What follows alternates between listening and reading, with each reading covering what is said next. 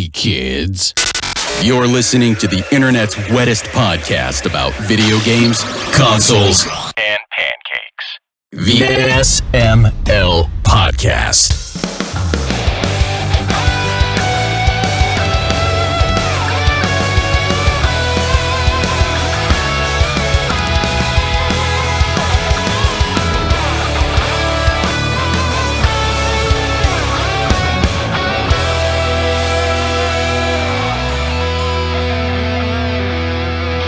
What's up, everybody? This is the SML Podcast. I am your host, Joe. Dropping bits! And holy shit, we start the show off with 100 biddies thanks to S.T.A.L.K.E.R. Stag, thank you so much for hanging out, keeping us company. And I say us because Jacob's here and Aki's here. How are you two doing? Whoa. Yeah, you sound really fucking into it tonight. How you doing, Jacob? Tell us how you're doing. I had surgery yesterday, specifically a vasectomy. So, sorry all you ladies out there. No more kids. Thank God I don't have to take the pill anymore. It's alright. As soon as I talk, I know Aki's vagina makes the windows shut down noise. You are 100% right.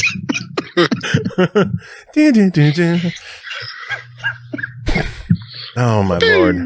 So how was your break? We've been off for just about a month. What did the two of you do over break? Played review games. Yeah, I actually I kept playing the gunk. I'm like 2/3 of the way through it now. What do you think of that one? I finished that forever ago. Well, we reviewed it. I really liked it. I'm still really enjoying it. But I have a tendency of I only play it when I'm really baked, and so I'll save, and then when I start back up, I'm like, I don't know where the fuck I am, and then so I wander around, get to the next part, save, and then start up the next day, and I'm like, I still don't know where the fuck I am. Well, good thing the game isn't that open. It's oh my god! If this was an open world game, I'd be in so much trouble. Yeah, but yeah. So you should not play Assassin's Creed Valhalla while high. Yeah, that game would probably overwhelm you. Yeah, dropping bits. Another 100 biddies from Stag. Thank you so much, Stagorilla. Love having you in chat. Love having you drop by and keep us company. I don't get to your streams enough. That needs to change in this new year. I need to, most of my 2021, I would spend watching Rock Band streams, and I really need to venture out. Yeah. Great conversation. Dude, I don't use Twitch. I don't know. I barely ever watch anyone ever play anything, because it's just either I should be playing this myself, or it's full of inane chatter now. Yeah. That I just don't want to listen to. Yeah, see, I'm wondering if Stagorilla, do you still do the streams where you make models, or have you stopped that? What kind of models? Occasionally he'd make I think he did a robot once, a Batmobile, I believe. Once, all out of wood. Wait, a robot Batmobile or a robot, Batmobile, ? But yeah, the commas. That's not a yes or no question, Aki. That's why I said yeah, the commas. Oh, okay. You have to let me get the rest of my sentence out. God damn it. Oh my god. So yeah, I was at MagFest, since nobody's asking me. Well, everyone knew where you were. I mean, you've only been announcing that for 3 or 4 podcasts before we quit. I'm actually kind of let down. It was supposed to be recorded and used as an episode, the panel, but because of some last minute cancellations due to COVID, weather, and mag drama, we couldn't get a recording of the panel. So it was just me and Ian bullshitting with our friend Matt Zerum, and we pulled our buddy Hat up on stage as well to chat with us, and just an hour of stories about MagFest, and it seemed to go pretty well. As of now, it is not on the list of panels that had somebody with COVID. So that's good. So yay. I have tested clean myself. I was going to say, you took 2 tests, I saw. Yeah, I took my tests. I turned up clean, so I've been making out with everyone today. It has been fun. Cats are looking at me weird. As expected, you shouldn't be making out with them. Hey, you don't know me. Wait, you're making out with That's cats? the problem. So there was a lot of news while we were gone. Joe makes out with cats. That's news. No, it's not. That explains why there's like 12 of them in his house. 13. Exactly. Coltrane is my baby. And she's sleeping. So a lot of news. We should probably get to news. Jacob, I don't want to keep you too long. Sorry, I'm just busting your balls about this. I was going to say that was an appropriate balls joke right there. Yeah. The one about keeping you too long, that wasn't a good one. That was the setup for. It wasn't. And yeah. It was a terrible setup. You're nuts. I mean, it's Joe, so. Playbae. Game Pass, a lot of shit came to Game Pass while we were away. Let's see, January 4th, we got Gorogoa, a cool little puzzle game. Olesia and the Pedestrian, which was a launch straight to Game Pass. I really need to get to the Pedestrian. That game looks so cool. It is trippy. It's kind of brain breaky. What kind of game is it? It's a puzzle game. It's a puzzle game where you have to move street signs around and kind of treat them like portals, where you go in one and come out the other and attach them and solve the levels. It's really, really different. I was going to say, it sounds like something you have to see. Yeah. As opposed to somebody describing it. Okay. Yeah, I'll check it out then. Yeah, it's on Game Pass. Might as well. You know what else is on Game Pass? My dick. No, it's not. Mass Effect Legendary Edition made it to Game Pass through EA Play. Suck my dick. There we go. At some point, I will have both the room and the 100 plus hours that I need to actually start and finish that game. Well, the good thing is you only need 20 some gig to start the download. Wait, did you never play them before? Oh no, I've 100%ed all the originals. I just want to 100% that one as well. Okay. All right.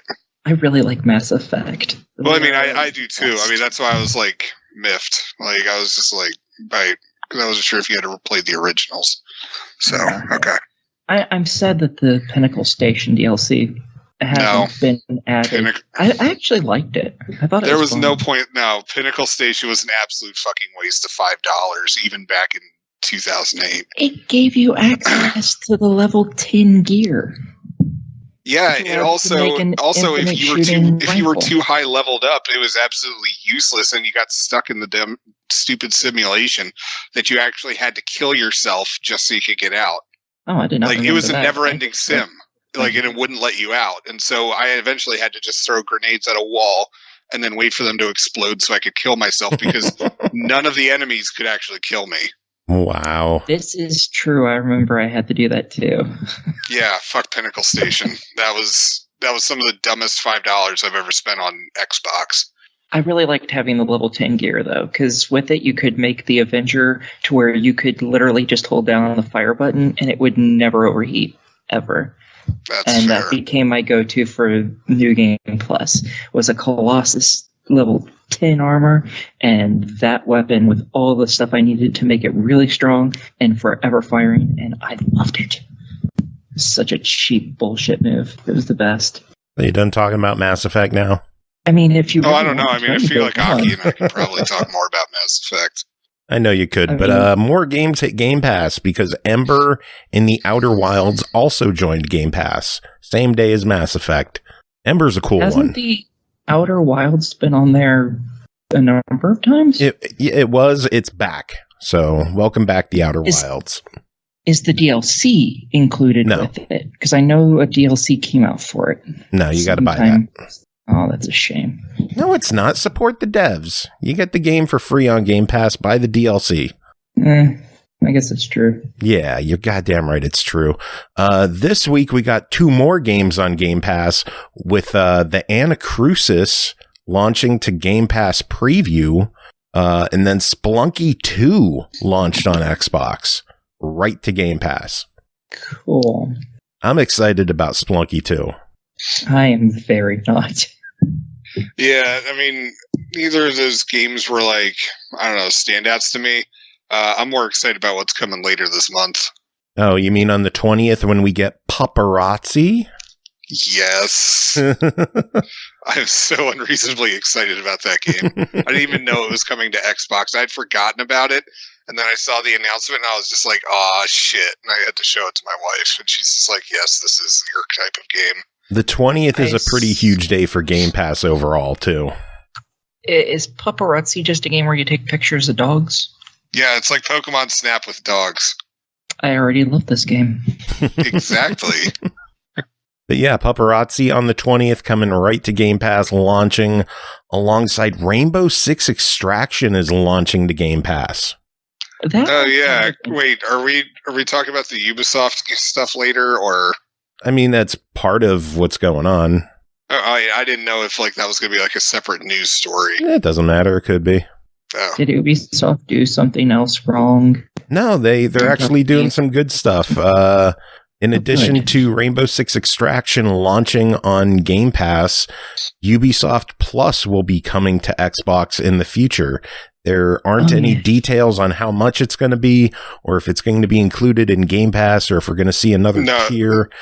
No, they said it won't be included with Game Pass. It will be a separate subscription. Nah. So we'll see how much that is and if it's worth it. But another game is launching straight to Game Pass on the 20th. Hitman Trilogy is launching, and it includes all 3 games from the World of Assassination trilogy, releasing on the 20th on all platforms, and it will be on Game Pass. Interesting. I wonder if it has its own achievement list, or if it's just all 3 of those. Each game has the achievement list of the prior standalone. I'm not too sure if it's a new achievement list or not. Either way, that's a lot of content in one package. Yeah, that is a fuck ton of stuff. Yeah, it's not all good news, though. There are some games leaving Game Pass on the 15th. They're disappearing, so by the time you hear this, they're basically gone. Desperados 3, Ghost of a Tale on PC, Kingdom Hearts 3, Mountain Blade Warband, PUBG because it went free to play, The Little Acre, Y2K, a postmodern RPG on PC. And then this last one, Jacob, I know you mentioned this one to me. Pandemic, the board game, is not only leaving Game Pass, it is also very likely getting delisted from Xbox completely. Wait, it was on Game Pass. Oh wait, yeah, that's right, because that's how you get the discount. Yeah. It has already been delisted from Steam, Apple, and Google storefronts. It is leaving Microsoft on January 31st. And it is leaving Nintendo Switch at the end of July for reasons that Asmodee has not and will not say. There you go. So if you wanna play it, grab it while you can. You get that sweet 20% discount with Game Pass. I fucking bought it. I figured if I ever want to play it. I bought it, and also there is one thing of paid DLC for it that's like $3. No, so, and then 2 free ones. Yes. Yeah, so it's all together. It's like $20 if you have Game Pass. No. Thimber, also, I make honorable mentions to Nobody Saves the World and Windjammers 2 coming soon. I honestly expected that we would have gotten the news blast of all the new games hitting Game Pass for the second half of the month, but I'm guessing we're going to be talking about them next week. But yeah, Windjammers 2 is going to be launching direct to Game Pass. I don't know if that's the 20th or 22nd or 29th, or I don't know what it is. And then Nobody Saves the World from Drinkbox. What kind of game is that? I've never heard of that one. I don't remember, but it's from Drinkbox. That doesn't mean anything to me. Guacamelee. Ah, okay. Yeah, so I'm excited to find out more about that one and hopefully give it a go. It looks quite interesting. But Yeah, a little bit more bad news when it comes to Game Pass. S.T.A.L.K.E.R 2 was delayed from April 28th all the way to December 8th. That's a shame. I was really looking forward to seeing people cry. But now it'll be a Christmas. Cry? Yeah, now it's just going to be a Christmas gift to myself. All right, so the tears of other people obviously are a gift for you. But wait, I don't I don't know. It might be the drugs. Okay. Are you wondering why people are going to cry? Is that what you're trying to get at? Very poorly. Yeah, I don't follow. The S.T.A.L.K.E.R series is insanely difficult, and I'm sure everyone's going to go into that thinking, "Oh, it's going to be like Metro," and they are so fucked. Gotcha. Okay. I don't know. I find it real interesting how it seems like Game Pass, like with its day one releases, is really starting to become like a winter thing. It seems like with like the big titles. I don't know. Yeah, what's that? I mean, we just mentioned that Hitman and Rainbow Six are launching direct to Game Pass, right? Yeah, but the game with the Rainbow Six thing. I mean, like, I don't know how big is like actually the audience for that. Big enough that they made Rainbow Six Extraction. Yeah, hasn't that been out on the PC for a while too, as well?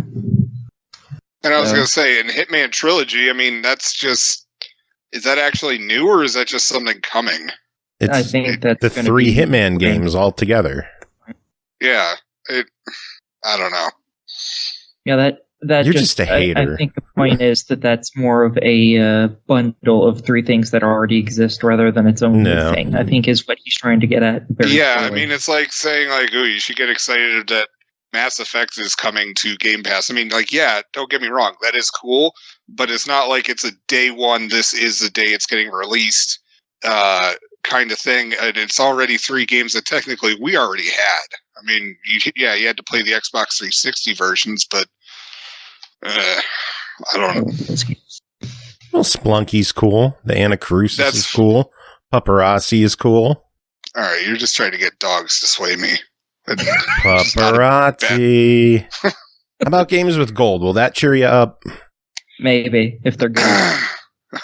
Much like these dogs, I've also been deballed.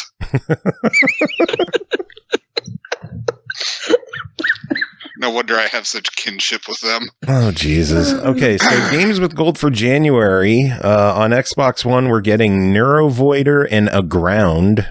Neither which I own, so I'm cool with that. Yeah, I don't even know what those are. Well, they're games, so you're getting them. That are free. Yeah. And then the retro games, we are getting Radiant Silvergun, which is pretty awesome, and Space Invaders Infinity Gene. Hell yeah. Wow, I haven't heard of any of these. Interesting. Brand new. I knew of Radiant Silvergun because that's just a shoot 'em up. Thank you for my excitement already. What the hell are you doing with the mic, Aki? All I hear is you like it. I probably moved my head. Sorry. PlayStation Plus for January. Pretty good month for them. PS4, they got Persona 5 Strikers. And then on both PS4 and PS5, they got Deep Rock Galactic, which launched direct to PS Plus on PlayStation. And Dirt 5. That's pretty cool. Yeah. A good lineup for everyone all around. More Sony news. The rumored Twisted Metal reboot is apparently no longer in development at Lucid, the team that made Destruction All-Stars. It seems that Sony's recent acquisition, Firesprite, a team made up of former Sony Liverpool members, is on the job now. So what's the other team doing, or are they just getting shut down? Who knows? After Destruction All-Stars didn't do well, it might be lights out for Lucid. That sucks. Apparently the project lead at Lucid, or someone in charge at Lucid, jumped over to Firesprite to continue working on Twisted Metal, so maybe some people from Lucid will make the jump over. I find it hilarious that Sony Liverpool was dissolved and they released everybody, so they formed a new studio just to get acquired by Sony. Yeah, you think they would have been like, upsetting. no, we know what you're going to do to us. I don't get the logic behind that move, but whatever, Fire Sprite, whatever works for you. Hopefully Twisted Metal turns out awesome, because I used to love those games. Hopefully. Microsoft has fully discontinued the Xbox One. So the Series is the only way to go from now on, whether a Series S or Series X, preferably the Series X. We all got them now. Yay. Woo. Oh, yeah. That's something else that should have got brought up during the, like, what did you do over break? Yeah, I got an Xbox Series X. What do you think of it? I don't know. Like, it feels like a much faster Xbox One. That's exactly what it is. It is. Well, I mean, it's just, I don't know. I think I was expecting more, like, I was expecting to be wowed from it more, and currently my biggest issue is that it plays Hot Wheels Unleashed so quickly that, I mean, on the plus side, like, the level load times are great. However, now getting a perfect start, because I'm still playing on the Xbox One version, because I haven't upgraded to the Xbox Series X version yet. The Xbox One version, because the system runs it so fast, it's now like you're just luck. It's just pure luck if you can get the perfect starts. So I've done it like 4 times in about 100 races. Well, time to upgrade. Yeah, I'm going to be doing it next sale. Aki, did you get to dick around with your series at all before you left? Nope, I got it literally like the very night before it. I got to look at it for like an hour before I had to go to bed, and that was it. I didn't even get to plug it in or fucking anything. I am so goddamn jealous. So when do you go home to be able to finally play it? In late February or early March. I am so sad. I just want to play it so bad right now. I was informed Tim Egibus also got a Series X. Ooh. Yeah, so everyone's getting Xbox Series X's. This is gonna fuck me over. No, it's not. Quit whining. Stop whining. Acquisitions. There were a lot of acquisitions that went down while we were away. Embracer Group picked up Perfect World Entertainment, Dark Horse, and a few others. Jacob, I know you were quite interested by the Dark Horse news. Yeah, because now it's just like, I mean, they own Hellboy, and I mean, Dark Horse is the ones responsible for a lot of collectible stuff out there. Like, they also dabble with comics. I mean, as I said, they do Hellboy. They did Star Wars for a number of years. They do Mass Effect. I forget what other sci-fi. They used to do Alien and Predator before Marvel took them over after the Disney acquisition. But it's just, it's going to be real interesting to see what all happens with that. Like, if it means that we're now going to get like a Hellboy game, or even like a Mask game, like the comic book and the what? I would love a Hellboy game. That would be so awesome. Well, the last one that we got was Hellboy: The Science of Evil back on the 360 from Konami. I didn't even know there was a Hellboy game. Oh, yeah, it came out when Golden Army was out. It's like a side quel. It's like shit that happens in between the first 2 movies. Well, I mean, there is only 2 movies for that, but I will have to. Yeah, I'm real curious as to see where it goes. Like, if this means that we're going to see more movies developed on Dark Horse IPs or video games developed on it. Because then it's just you're just putting money from one pocket to another one. So why not? Yeah. They want to print money. Hellboy is the way to go. Hellboy is awesome. But yeah, Embracer is on a spree. Who knows? Who are they going to gobble up next? That's what I want to know. Didn't somebody buy or like is about to buy Asmodee Digital? I don't know. I thought we talked about that over break. And of course, I don't have I don't have a laptop anymore because I'm in between jobs. Womp womp. Asmodee Digital purchase. Just gonna sit here and wait. Yeah, got nothing. Ha. Well, you know who did get purchased? Monster Games got purchased by iRacing.com. Actually, hold on. Jesus, hold on. Christ. It is Embracer. Embracer's looking to buy it. It's valued at $3.1 billion. Damn. From what I had read, Asmodee's made a bunch of questionable decisions as of late, which may be the reason why they're up for sale. And why Pandemic is going away. Yeah. Anyway, I'm wondering if they lost the license to that. Maybe. But anyway, like I was saying, Monster Games, the developers of the NASCAR series and the Tony Stewart series, were purchased by iRacing.com Motorsport Simulations. Okay. iRacing is, like, when the pandemic first broke out, iRacing is how NASCAR was doing, like, they tried doing races that way for a little bit. So, oh, that's cool. So that kind of makes sense. That'll be interesting.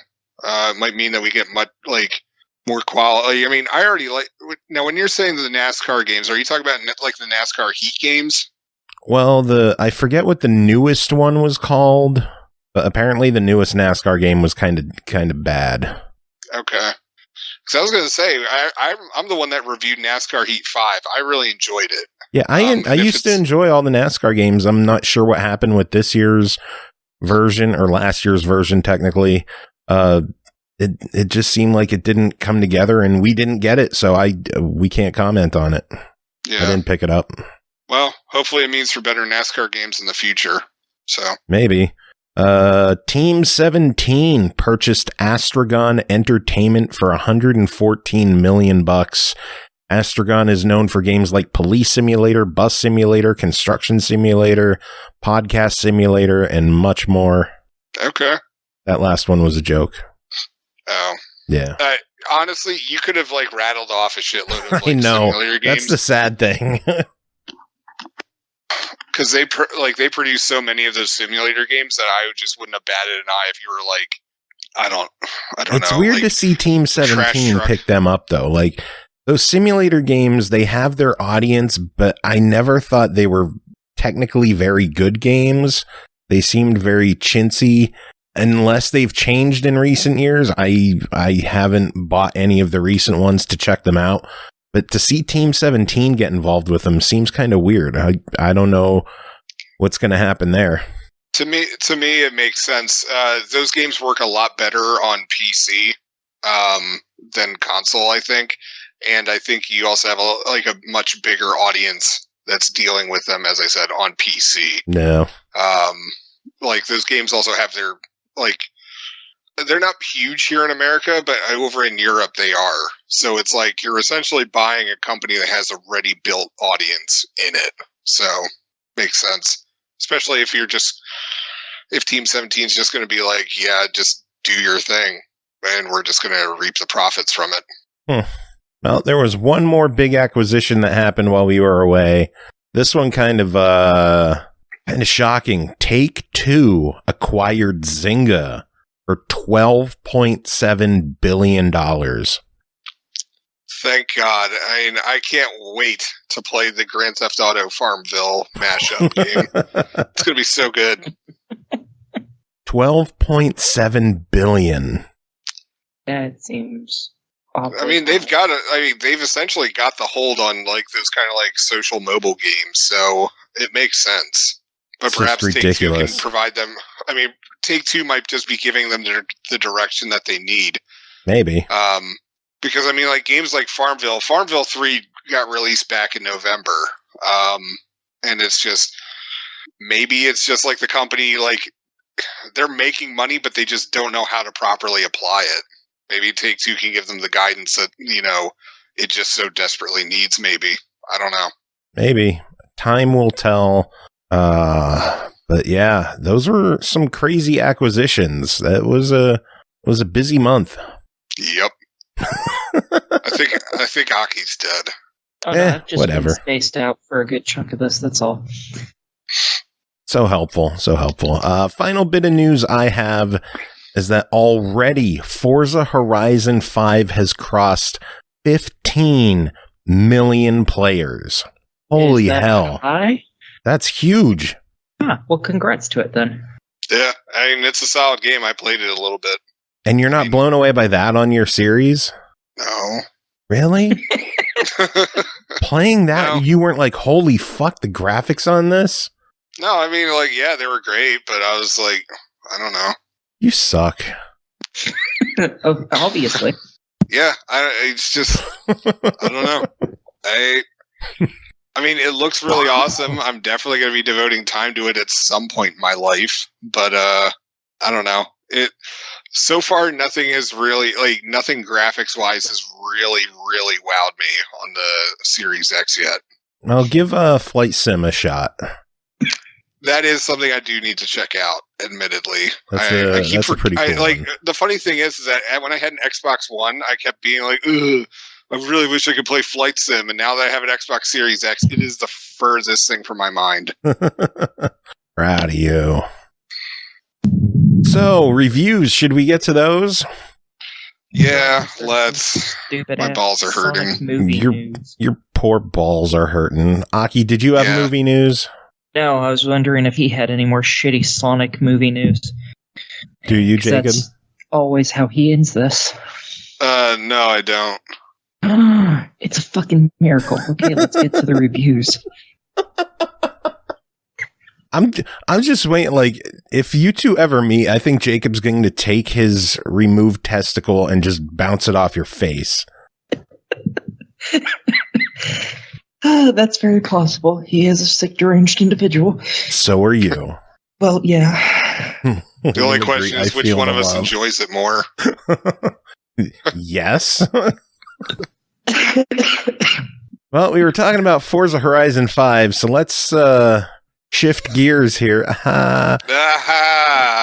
First game to talk about tonight is called Gear.Club Unlimited 2 Ultimate Edition, developed by Eden Games, published by Microids, released December 14th on Xbox One, Series X and S, PS4, PS5, and PC for $39.99. With the pedal to the metal, race along more than 3,000 kilometers of tracks that await you on the mountainside, through a nature park, in the middle of the desert, or along the coast. Defend your position in more than 250 races with championships, exhibition races, and Grand Prix. Jacob, tell us about your time with Gear.Club Unlimited 2 Ultimate Edition. So Gear.Club Unlimited 2, it's essentially, it's a racing game, and it starts off like most modern racers, where it's just like you get introduced to your new team, and you get to pick out which car you want and how you're going to decorate it, and then you go through a bunch of different races, and it's a standard stuff. The unfortunate thing is that Gear.Club Unlimited 2, am I saying the name of it right? Yes, Gear.Club Unlimited 2. Thank you. It wants to, it looks like it's trying to be like a Forza Horizon competitor, and the unfortunate thing is that it's like, I don't know, imagine Forza Horizon being like a Ferrari, and this game is a Geo Metro. And it's just it tries hard. It looks nice, but it has these molasses slow controls, and it's just it never feels like it lives up to any kind of potential with anything. It honestly feels like it was a mobile game that was ported to modern systems, and I don't know if it was a Switch game. It was a Switch. Okay. Yeah, this was originally a Switch exclusive series. Which I always thought the games were pretty solid for Switch games, and now that they've brought it over to Xbox, I can say that it's still a pretty solid game for a Switch game. But that's the unfortunate reality, is that it really still is a Switch game. The cars look great, the reflections look good, some of the environments are touch and go. There was some noticeable pop in here and there. There was definite clipping, but one of the things I did appreciate is that right off the bat, if you wanted to go decorate your car and go nuts with it, you could.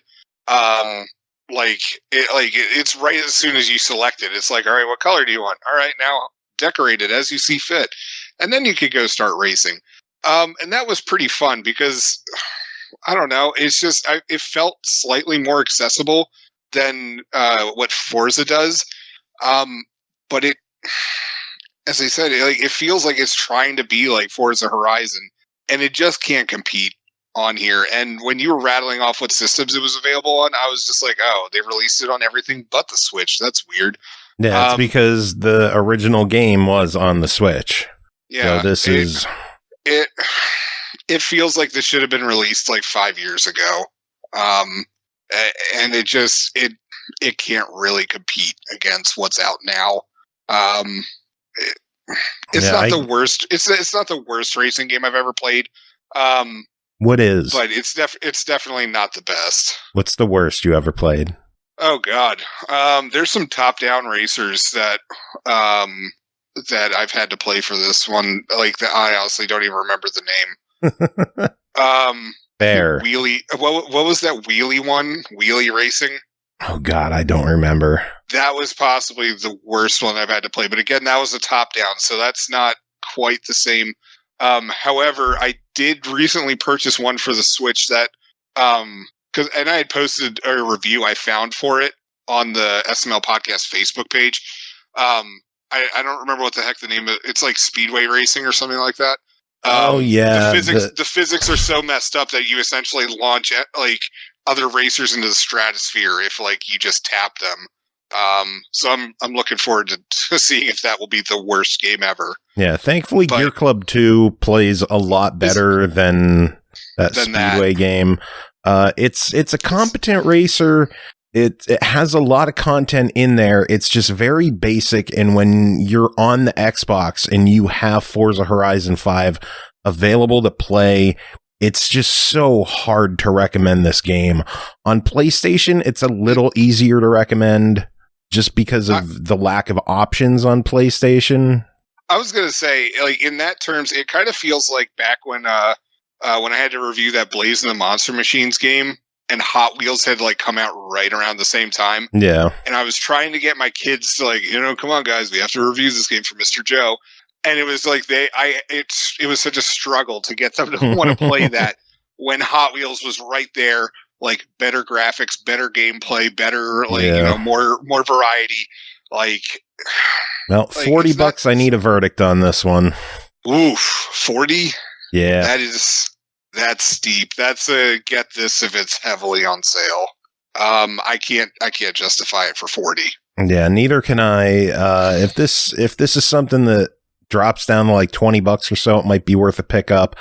There is the content there, and again, if you have it on Switch, I think that's the better platform to have it. It stands out more on the Switch, and on Xbox, you can't compete with Forza.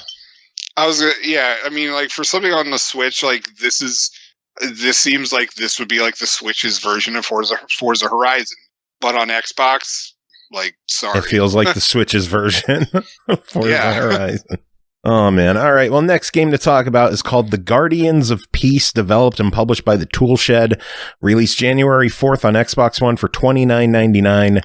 Step into the shoes of Diego, a young aspiring squire training to become a paladin in the Guardians of the Peace Corps amidst a darkling invasion led by the sinister commander Selfish. Jacob, what is the Guardians of Peace?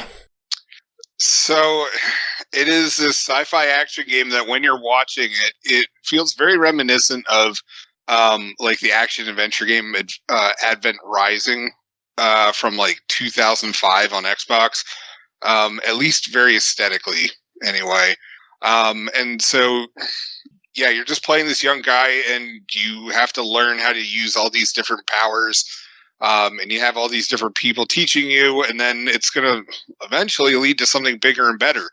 Unfortunately, it's like everything about this game is just either boring, slow, or just broken. The controls feel clunky. The camera, if you even try to turn it, it stutters and like it just shifts constantly, or it's just slow. Like again, it's slow as molasses. And it's just trying to get anywhere is an absolute pain, which sucks because like they definitely put together like an interesting world that you want to explore. But as soon as you realize that the camera's broken as hell, like I'm just like, oh my God, I just want to get to the next part and just let's just get this over with. But and then you just get to the voice acting. Hold on, I have to cough. So you get to the voice acting, and then you also realize that this thing, it looks like, just like the last one, it looks like a port of a mobile game, and this one I think actually was on iOS at Google.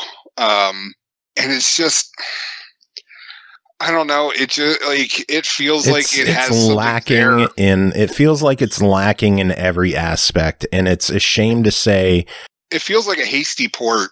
Like they just all right, yeah, it works technically. But then it's just like they didn't really try to make it for the Xbox Series X. I don't know. I wanted to really like this. I really did, because when I watched the trailer do it, I was just like, yo, this looks dope as hell. Yeah, let's try it out. And then I'm trying it out, and it's like, no. I did not have fun playing this one.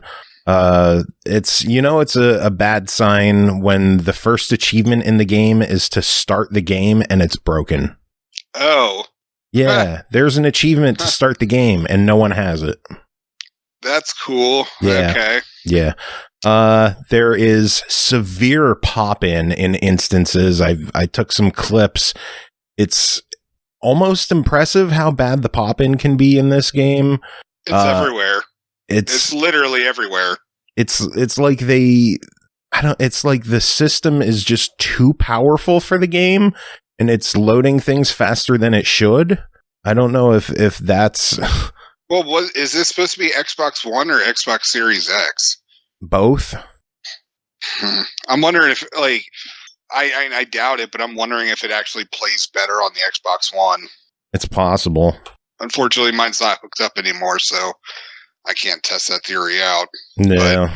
All I can say is that at $30, I cannot help but give this a deny it. It is. Oh God, no! Especially at $30, it's just I honestly hope that this is one of those games where the devs are like, shit, we need to go back and fix this, and they do, because there's a plenty of potential for this to be a cool indie game, but no.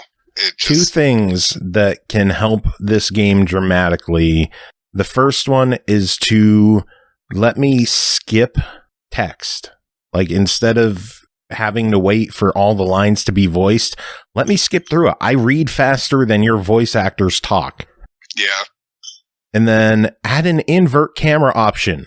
Why the fuck is that not there? I hate having cameras where down is down. Like, let me invert it. I shouldn't have to rely on my controller to have an invert option. Yeah, but the thing is, this game's made for kids, and they may have done that just to make it easier for kids. There should be options. I'm not disagreeing, but I'm just saying, we're really not the target audience for this game. No, but if it were better, I would probably see it through to the end. But as it stands. Like, I made it through 2 of the different worlds. The passion world was weird when they talked about like tingling in your pelvis. Like, who the fuck is this game for? It was a very weird experience, and I just, speaking of tingling in my pelvis. Yeah. Ow. Give me a second. Oh, you can keep talking. Just keep talking. Oh, no. We're waiting for you to grunt through this. I'm turning my mic off. But yeah, $30, I have to give it a deny it. It's not there. The game just isn't worth the price. Hopefully they work on it. Hopefully they address some of the issues and get it looking and playing better. If they do release some patches, we'll be happy to take another look at it. But for now, next game to talk about is Just a Phrase by POWGI, developed and published by Lightwood Games, released December 21st on Xbox One for $7.99. A Hangman-style word game with a twist. One word in every phrase has been replaced by a homophone to make it tougher to deduce. Jacob, tell us about your time with Just a Phrase. So, this is actually... don't get me wrong, it was challenging, but this was actually the quickest of any of the POWGI games that that I've had to play thus far. So pretty much what it is there is a phrase, and it could be like wait a minute, but instead of it being spelled W-I or something W-A-I-T, it could be W-E-I-G-H-T. And so you have to figure that out, and you can guess from 4 letters that are selected at any given time, and you just have to move through them, and it's like a hangman kind of game. 4 random letters. 4 random letters, which, Joe, I'm hoping that this is still going to be the picture for... All right, good. If you're watching this on YouTube, those letters that you see were completely randomized by the game. I did not pick those out. There's no way for me to, make the game make that happen. The game did it themselves, and Lightwood was like, wow, we're surprised it took somebody this long to come up with something. But so there's I think it's 150 puzzles, but it was honestly one of the quickest completions I've had thus far. It's a fairly simple, still a little challenging. My only real complaint is, first off, I wish POWGI would get some more music in their games, because I've now played like 3 or 4 of their games, and they all have the same puzzle music. Not that it's bad, I just would like some variety. And also, when you're playing this on the Xbox Series X, if you do quick resume on it, if for some reason it brings up a black screen and you actually have to quit out of the game and then restart it. It's not a game killer or anything like that, but something that needs to be patched. Oh shit, this is bad. You okay? But yeah, I got my fucking balls operated on, man. What do you think? Do you want Aki to do one next? Do you want a break? Yeah, probably. But I do recommend this game. It's a lot of fun. If you like the other games by Lightwood, I highly recommend it. Also, side note about Lightwood games, they actually ship out Christmas cards to their fans and stuff like that if you request them around Christmas time. And of course, it's nothing but a huge, big fuck-off puzzle, and I highly recommend it because it'll definitely give you something to do over that holiday break. And they're hard as shit, too. Oh my god, it is so damn hard. I don't know when the hell I'm ever going to finish it, but big thank you to Lightwood for giving me my first holiday card as a video game critic. Yeah, we're going to have Aki do the next one. All right, well, Just a Phrase is $8. What is your verdict? Yeah, definitely. Absolutely. All right, cool. Next game is The Letter, a horror visual novel developed by Yang Yang Mobile and Eastasiasoft, published by Eastasiasoft, released December 15th on Xbox and Switch for $19.99. When 7 people fall prey to a vicious curse, they'll discover that the horror rests not from the shadows lurking about, but within themselves. To what ends will one go in order to survive? Aki, tell us about The Letter, a horror visual novel. Okay. This one is it can harsh or mellow. Each chapter of this has 7 chapters, and there's 7 people. Would you like to guess what happens with each chapter? Someone dies. No, you get to play as someone new. Oh. Well, I mean, I guess technically someone could die too, but not in each chapter. So, yeah, first you end up playing as Isabella, and she has been forced into working as a realtor, basically, fixing up houses and trying to get them sold because her dad is really sick, and her mom, and he was the breadwinner of the family. So she's sending all the money she can make possible back to them so that he can continue to get treatment for whatever the hell ails him, and so she can send her brothers and sisters through school because her mom didn't understand that her vagina isn't a clown car. So that's fun. You have a way with words, you know that? I know. I know. And, while she's, doing the last check through before an open house for this rumored haunted house, she finds this letter, a physical letter. I know half of you may not know what that is anymore. it looks really old, and she's like, this wasn't here before. So she picks it up and she decides to open it and look at it, and all it says is help me, help me, help me, help me. Just the whole page is just covered in help me, all written in blood. And at the very end it says, send this to 5 people or else. Dun dun dun. And yeah, so it's a chain letter.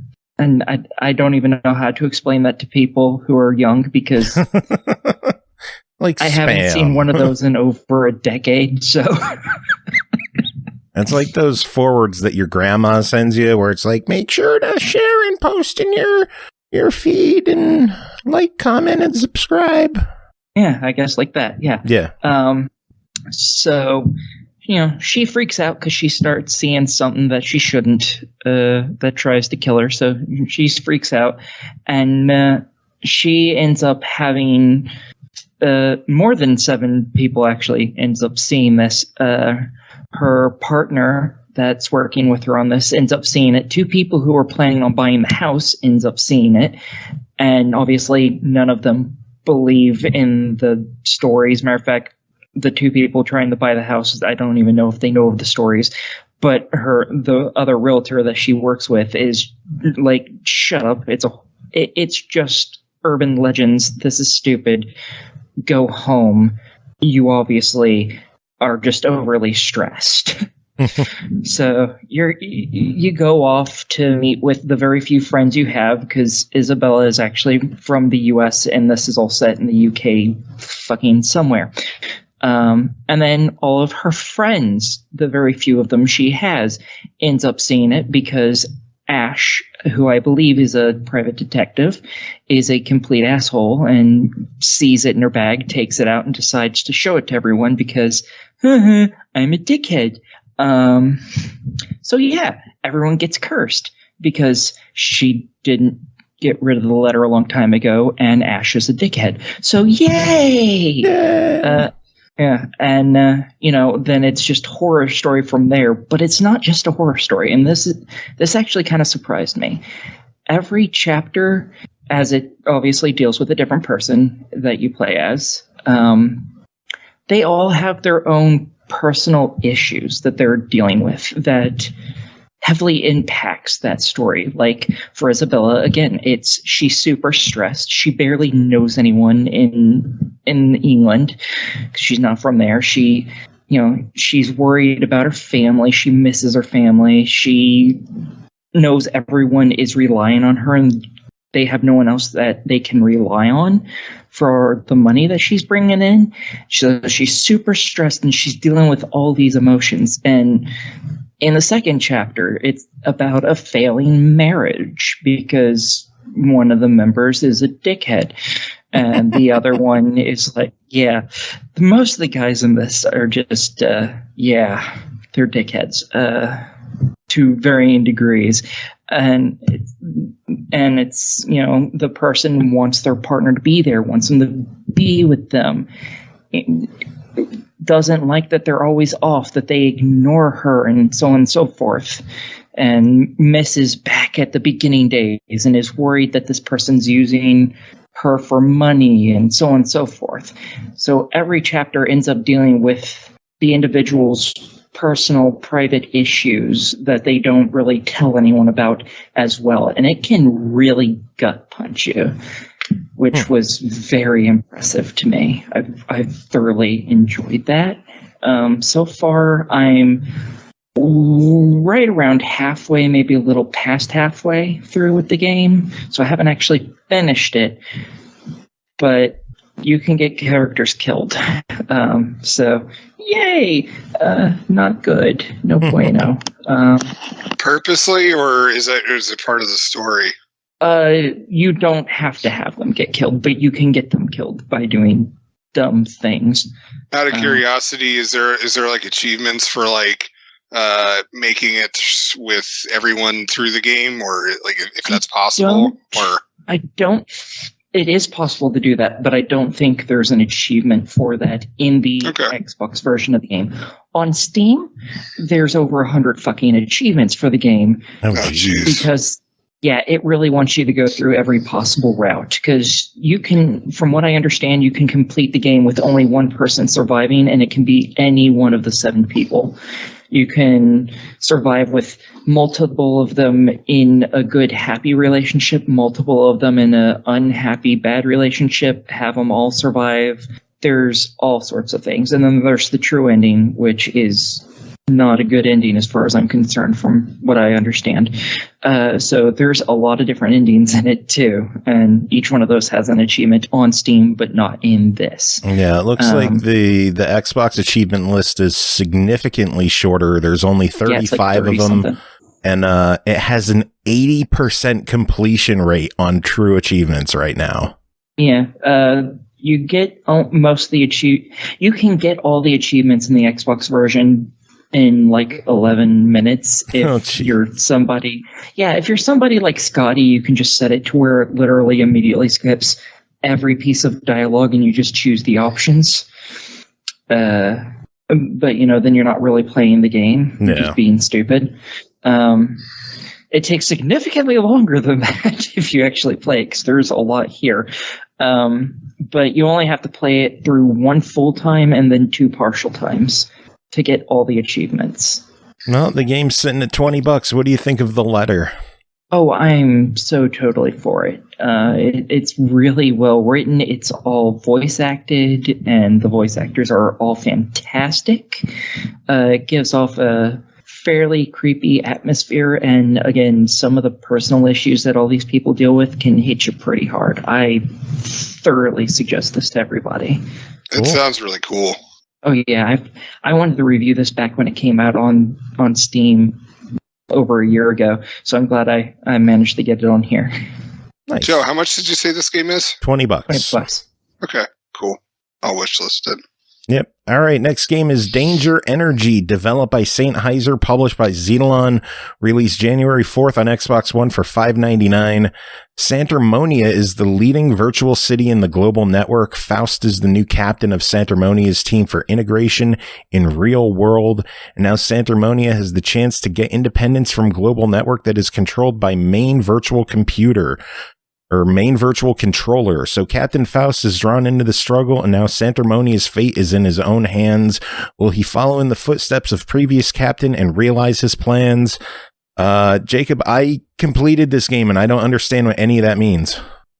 I don't either, because I'm just like, I'm listening to like what you're describing for the plot, and I'm like, I don't think that's how the game even plays out.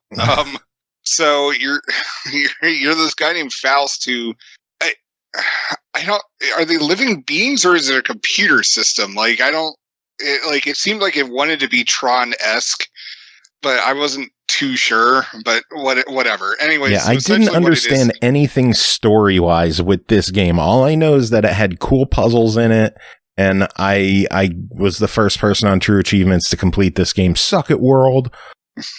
Yes, Joe is the very first person to complete it, which is impressive because you bought it too. Yes, I did. Yeah. Yep, I did not have the reviewer's advantage on this one. So pretty much what it is like each puzzle, you're given a certain amount of connectors or whatever they're called, and you essentially have to place them around the map. And they generate these beams of energy, which will then turn on these other generators, and then you just get all the power. You get all the generators running per puzzle, and then you move on to the next one.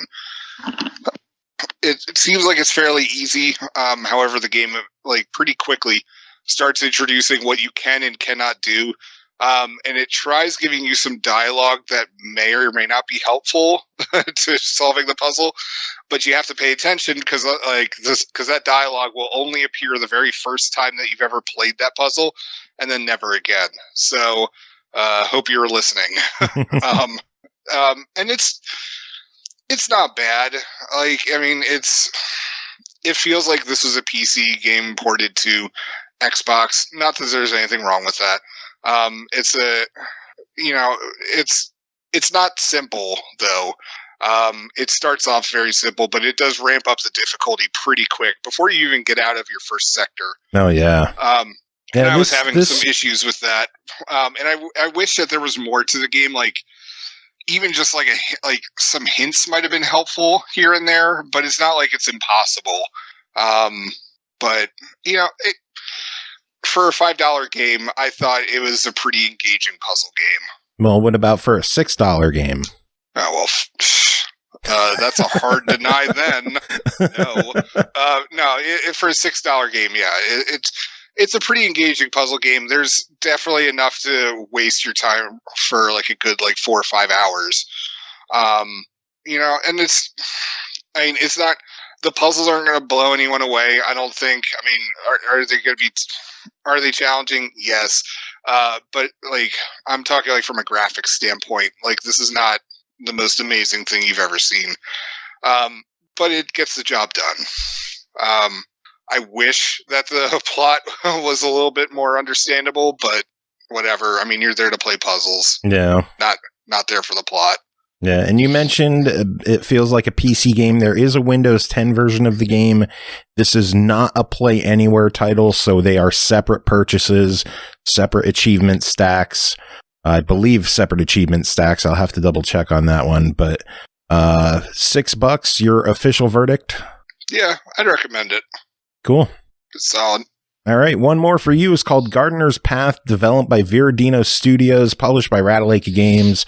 Released December 22nd on Xbox One, Series X and S, Switch, PS4, and PS5 for $4.99.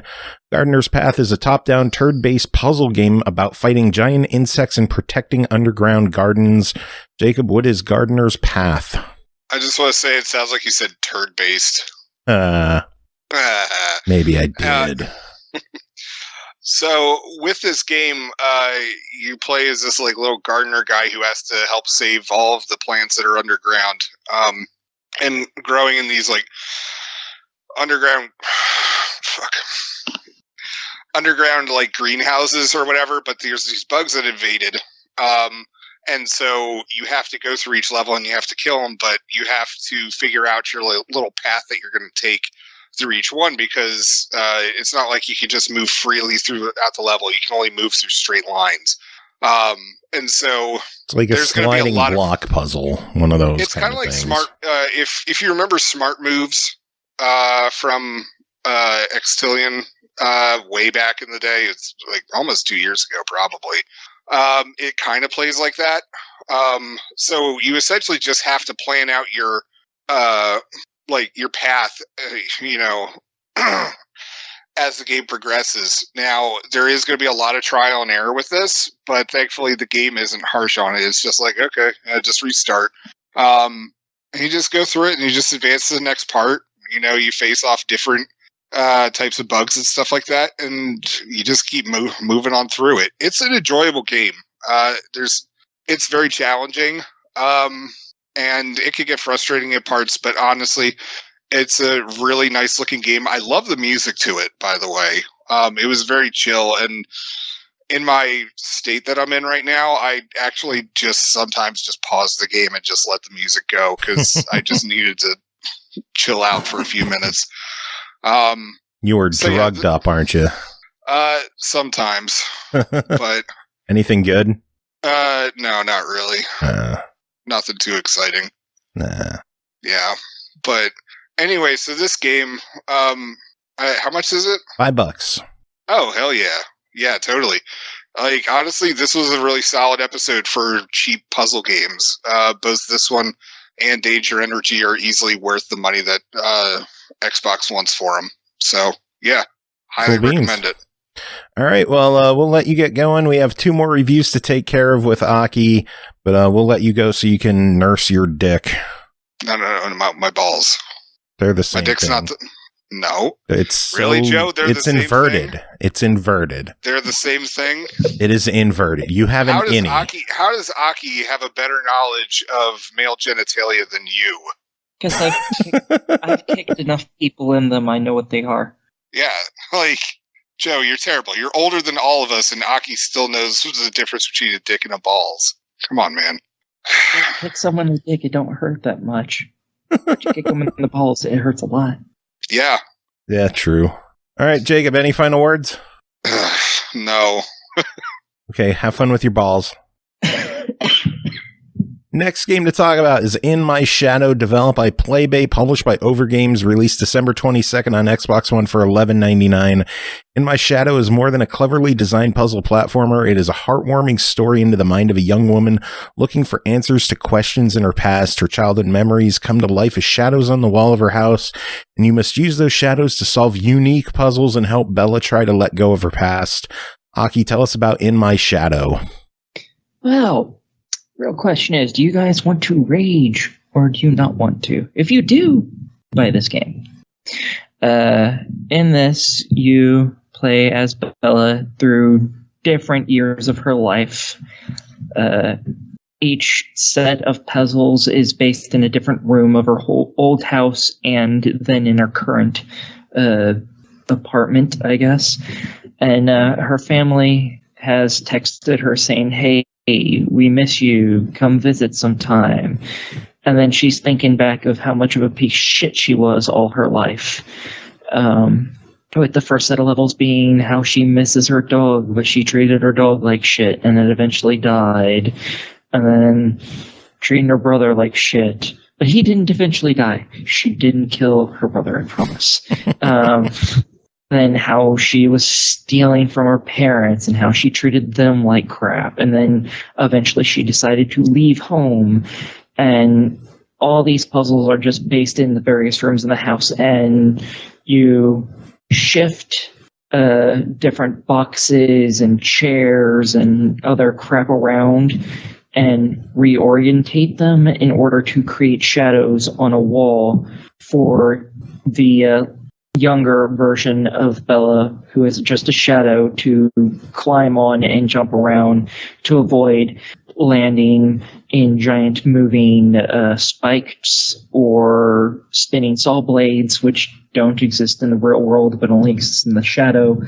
And it is incredibly hard game because it very quick. It starts, you look at it and you're like, oh, this looks like this could be a cute little chill game. It is not a fucking chill game at all.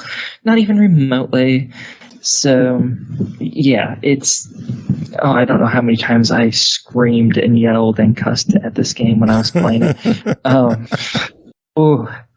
There's achievements for beating certain amounts of levels in each room without dying.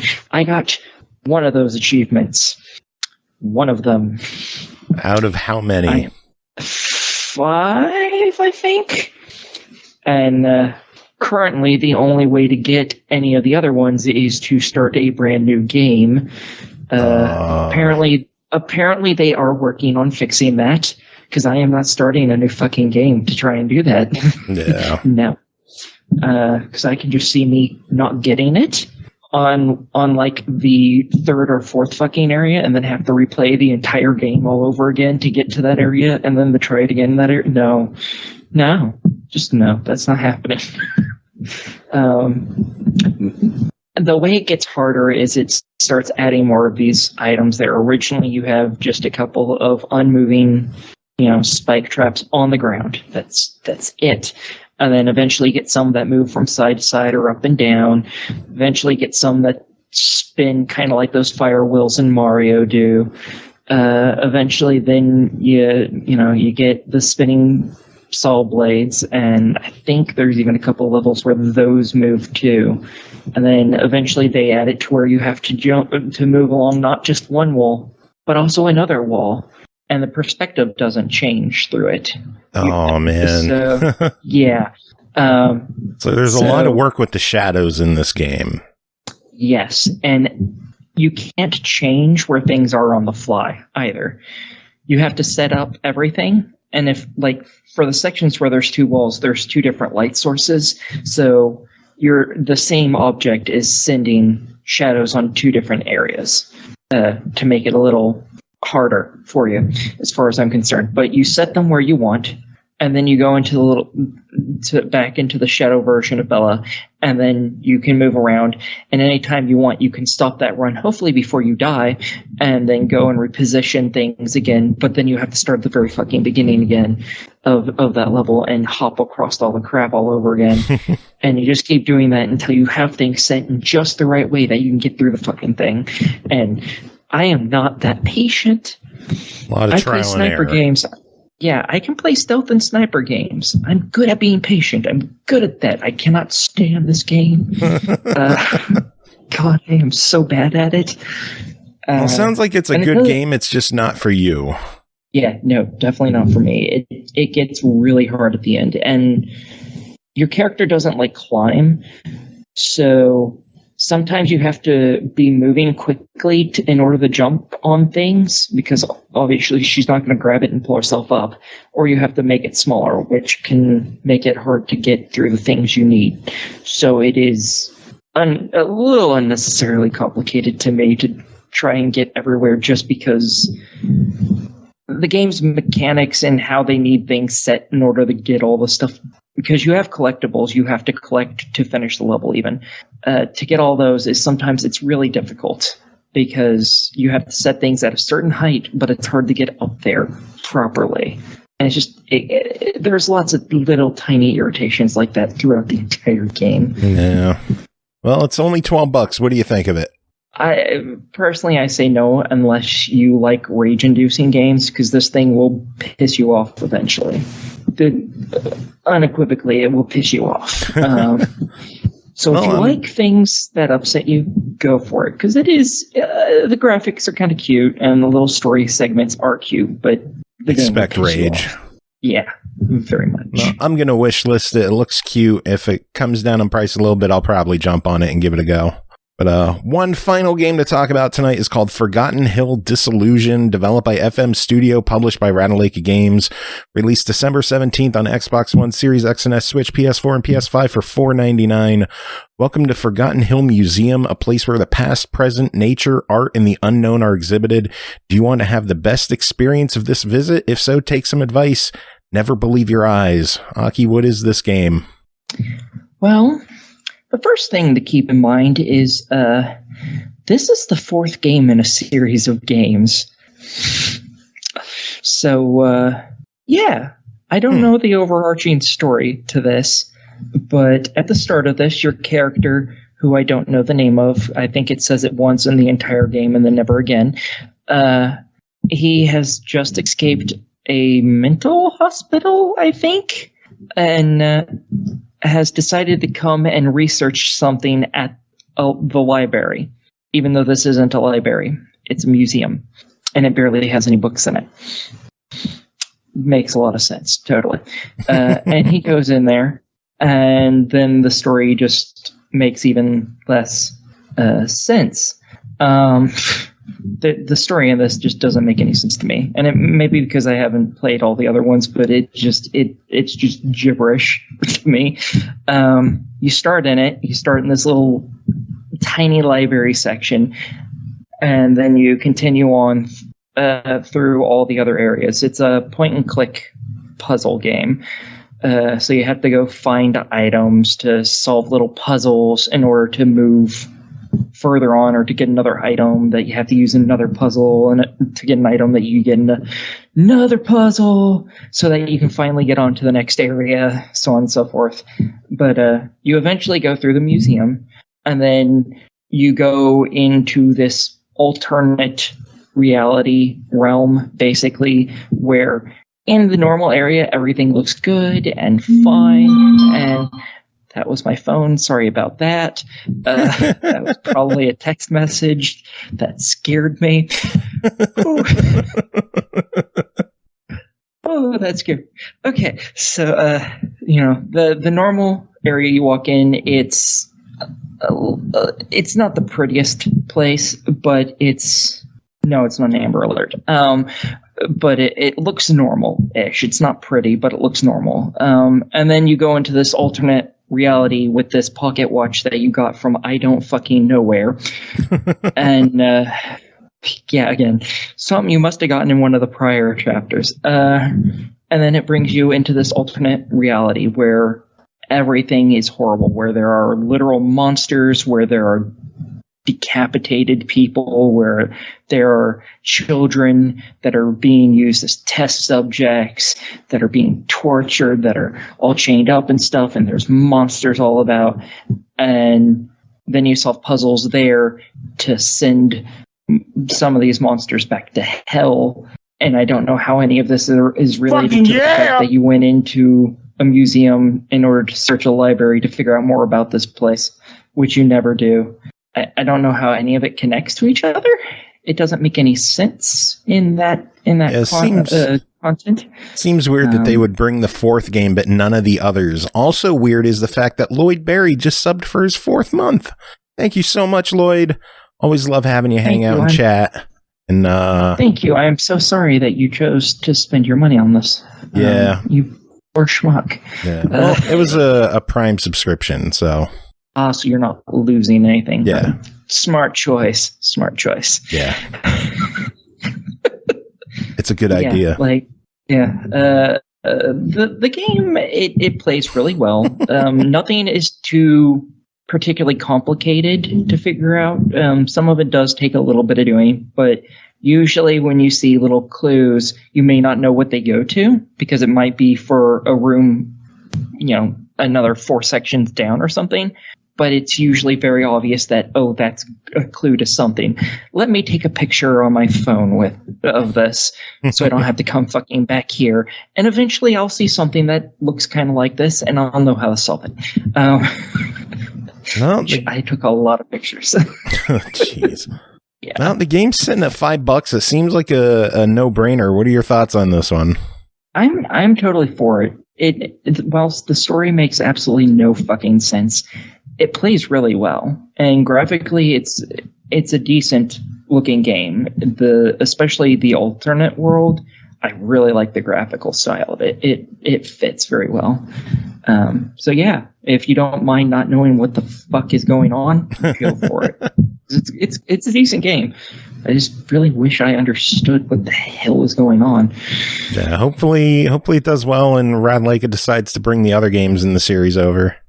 Just lump them in one package and release it to the world. There you go. A 3-in-1 game. Yeah, and I'd be willing to play it for review. Yay! Hopefully I'll understand what the fuck happened in this game. I really want to understand it because it sounds like it has an interesting story, but it doesn't make any sense. Oh, well, that is it for this episode. Made it through another one.